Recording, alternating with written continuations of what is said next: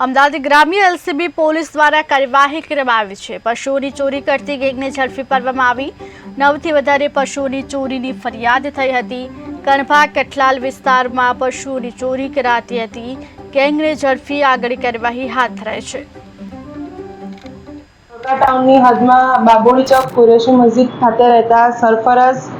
અને એના રિલેટિવ્સ છે મોહસિન સન ઓફ હુસૈન શાહ ફકીર અને એજાઝ ઉર્ફે ગટ્ટુ મોહમ્મદ ઇસ્માઇલ કુરેશી રહે મેનાબેન ટાવર નાઓ એક પશુ ચોરીની ગેંગ ચલાવતા હતા અને ખાસ કરીને કણભા અને મહેમદાવાદ કટલાલ વગેરે વિસ્તારોમાં કોઈ ખેતરમાં અથવા કોઈ ઘરની બહાર છૂટી છવાઈ ભેંસ કે કોઈ મોટું ઢોર બાંધેલું હોય એને બળજબરીથી છોડાવીને એટલે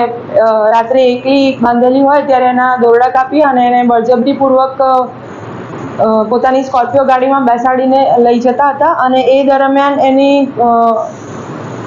એટલી નાની જગ્યામાં અનકમ્ફર્ટેબલ જગ્યામાં એ રીતે પશુને બાંધવામાં આવતું હતું જેના કારણે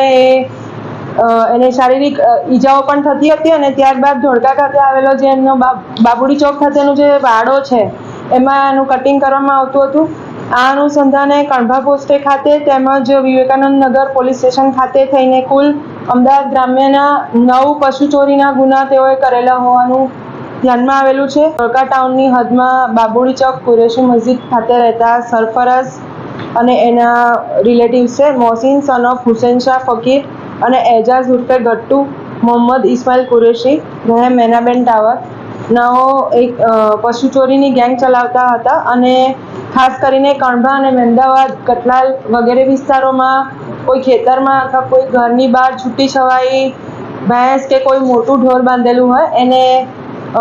બળજબરીથી છોડાવીને એટલે